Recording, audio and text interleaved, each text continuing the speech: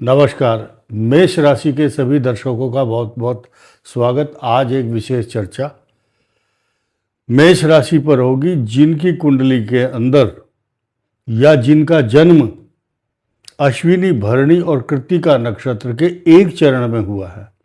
दोबारा रिपीट करता हूँ, कृत्तिका नक्षत्र का सिर्फ एक चरण और अश्विनी, भरणी, कृत्तिका, ये तीनों नक्षत्र जो है मेष राशि में आते हैं, वही इस वीडियो को देख सकते हैं। बाकी अपना समय बिल्कुल व्यर्थ ना गंवाएं। आपका कोई भी लग्न हो सकता है, राशि अगर मेष है कुंडली के अनुसार तो आप देख सकते हैं, अन्यथा ना देखें। सब्जेक्ट क्या है? राज, ताज, सत्ता और सिंहासन, ये प्राप्ति का समय अभी मेष राशि का चल रहा है। ये बात क्यों बताई गई है, इसको सिद्ध करेंगे हम ग्रहों के विश्लेषण से, और इसके जो एनालिसिस है उसको समझना होगा। लेकिन बीच बीच में एक मैं शर्त भी बताऊंगा कि अगर ये है तो ये होगा, अगर वो नहीं है तो नहीं होगा। डिपेंड करता है, ग्रह तो आपके ही काम करेंगे, हमारे सिर्फ मात्र बोलने से सब कुछ हो जाएगा ऐसा नहीं है। अधिकांश लोग सोचते हैं हम तो लेटे रहें, हम कुछ ना करें, बेड पर लेट जाएं, मंत्र भी पंडित जी पढ़ें और यही बताएं कि तेरा ये ऐसा ऐसा होगा। ऐसा संभव नहीं है, परिश्रम तो करना ही पड़ेगा। आइए जानते हैं। मंगल ग्रह जो है अभी फिलहाल आपकी कुंडली के अनुसार ये मई और जून के महीने में मूल त्रिकोण में होंगे। इसको स्वग्रही भी कहा जाता है। स्वराशि के अंदर जब मंगल आता है तो ब्लड के अंदर एक ऊर्जा और पराक्रम देता है, और ये जो ग्रह है ये 60% से ज़्यादा गोचर के अंदर प्रभाव डालते हैं। बाकी अगर उस कुंडली के अंदर वही ग्रह उस समय चल रहा होगा जो आपकी कुंडली के अंदर स्थापित है पहले से ही, तो 100% उसका असर इस एनालिसिस के अनुसार होगा। बड़ी स्पष्ट बात है, और आप सब बुद्धिजीवी हैं, आपको ये एनालिसिस की समझ है, इसलिए मैं ये बात बता रहा हूँ। 80% ज्योतिषी या अच्छे ज्योतिष के जानकार, भले ही उनका प्रोफेशन ना हो, नॉलेज बहुत है, वही देखते हैं इस चैनल को। जिनको ज्ञान नहीं है कि लगन और लग्नेश और राशि, राशि का स्वामी, चतुर्थ का स्वामी ये है, तो उनको ये बात पल्ले नहीं पड़ सकती। तो आइए जानते हैं। मंगल का स्वग्रही होना और स्वराशि होना, तो चंद्र मंगल का महालक्ष्मी राजयोग बनाएगा 100%। अब मंगल क्या करता है? आपको सत्ता के नज़दीक ले जाता है। आपने देखा होगा कि शनि कुंडली के अंदर अच्छा है, मैटीरियलिस्टिक चीज, राज, ताज और सिंहासन अगर देता है तो सिर्फ केवल और केवल शनि देता है। लेकिन अगर मंगल अच्छा नहीं है या शनि अच्छा नहीं है, दोनों का ठीक होना जरूरी है। तो ऐसे समय पर जब लोहा गर्म हो तो हथौड़ा मारने से वो जो लोहा है या सोना है अपनी शेप में आ जाता है। तो शेप में आने का समय यानी कि राज, ताज और सिंहासन की तैयारी का समय मेष राशि का चल रहा है। अब इसको कोई झुठला नहीं सकता, डिनाई नहीं कर सकता कि मेष में मनुष्य को राजा महाराजाओं के समान पराक्रम देता है।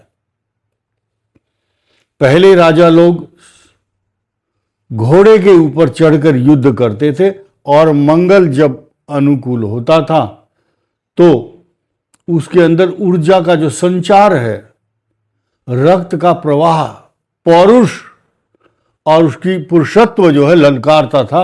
और शनि जो है उसकी कुंडली के अंदर कहाँ कहाँ होगा देखिए, या तो तुला में होगा या इन दो राशियों में मकर और कुंभ में होगा। इसके अलावा कई बार सत्ता पर काबिज छल और कपट से यहाँ शनि हो तो मनुष्य छल और कपट से भी सत्ता को हासिल कर देता है। आपने देखा होगा बहुत से बड़े बड़े पद, नाम नहीं लूंगा पदों का, शीर्ष पद होता है। मनुष्य चालाकी से, चालबाजी से, छल से, कपट से, रिश्वत देकर राजनेताओं के साथ साठ गांठ करके उस सत्ता पर काबिज हो जाता है। लेकिन अगर उसका कोई नीच भंग है या कोई राज सत्ता का भंग है तो वो चोरी पकड़ी जाती है, सस्पेंड हो जाता है और जेल जाता है। वो भी है साथ में। लेकिन फिलहाल तो हम राज, ताज, सत्ता और सिंहासन की बात कर रहे हैं और सिर्फ ये स्थिति मेष राशि के लिए होगी, जिसका मूल त्रिकोण में ये बना रहा है चंद्र मंगल का महालक्ष्मी राजयोग। और राज सत्ता और सिंहासन जो संभालता है तो लक्ष्मी तो उसके पीछे पीछे चली आती है। लक्ष्मी समाविशतु, लक्ष्मी अपने आप आती है उसके घर के। भाग्यवान के द्वार पर खड़े रहें गुणवान, और गुणवान लोग गेट पर खड़े होकर दरवाजा खोलते हैं, कार का या आपके ऑफिस का। और आप बिल्कुल अनपढ़ और बिल्कुल शिक्षाहीन हैं। कई बार बहुत से राजा, मोहम्मद तुगलक जैसे, जिनको ज्ञान नहीं था, उसकी सत्ता को उसके वो चलाते थे सलाहकार। तो आज की तारीख में अगर कोई बहुत ऊंचे पद पर जब पहुंचता है, वो पद जो है उसको योग्यता दिलवाता है। कैसे? जो बड़े बड़े प्रशासनिक अधिकारी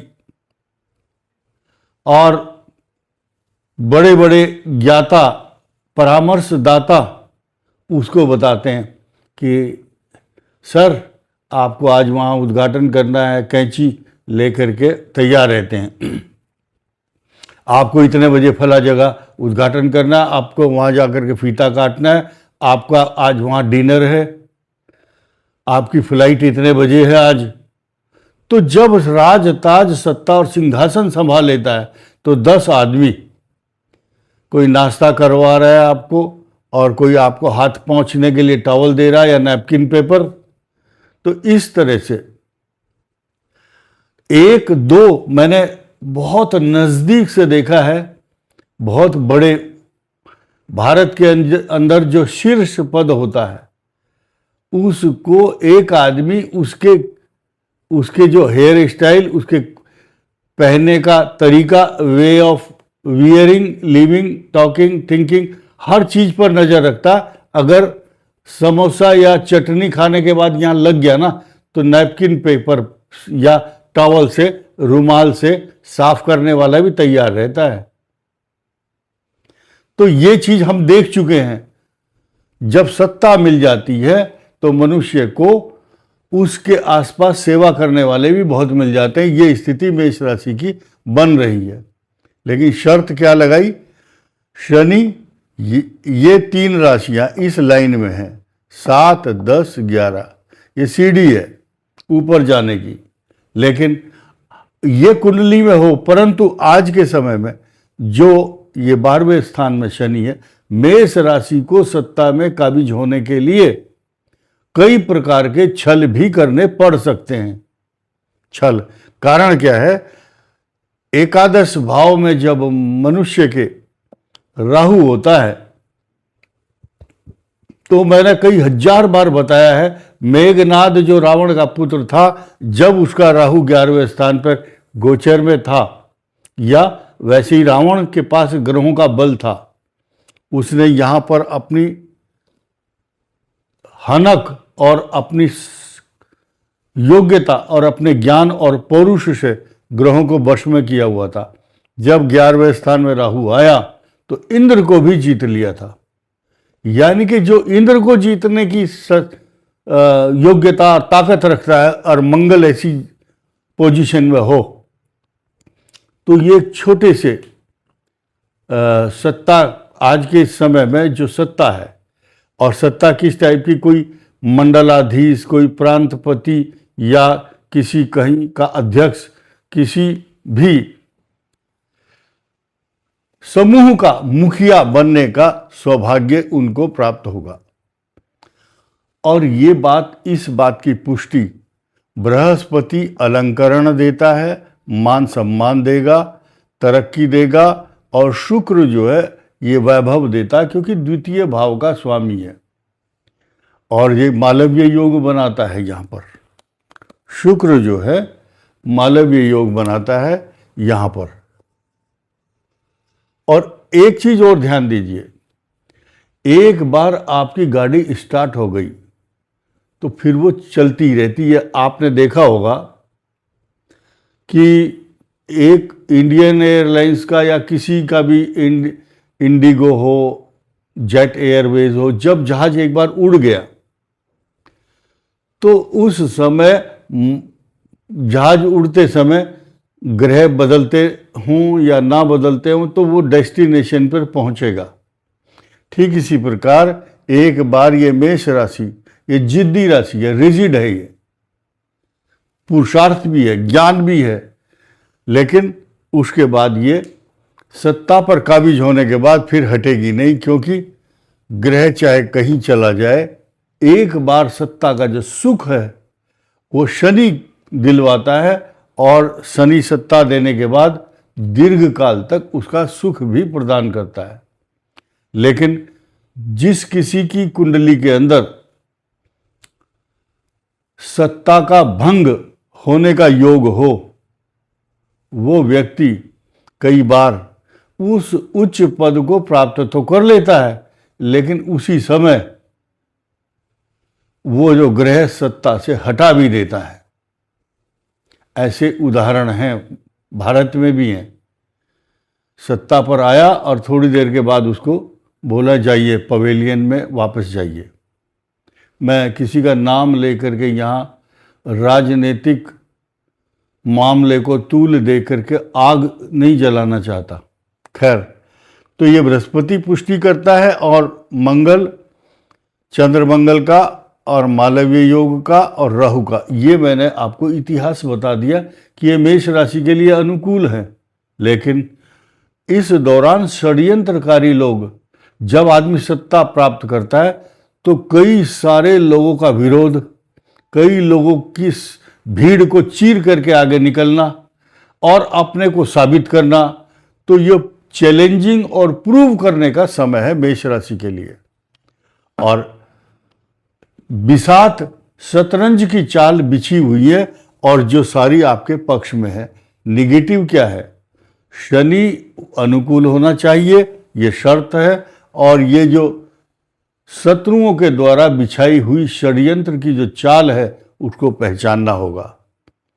और नई चीज सुनिए, ऐसी स्थिति में जब मेष राशि वाले का पंचम भाव में केतु हो तो ये ऐसा बना देता है मेष राशि को, ये जो चिंतन है आपका, गहरी चिंताएं, डीप नॉलेज, अपनी योजनाओं का खुलासा ना करना, अंदर ही अंदर घुटना और घुटते रहते हैं और उस रणनीति को तैयार करने के बाद उसको हासिल कर लेते हैं।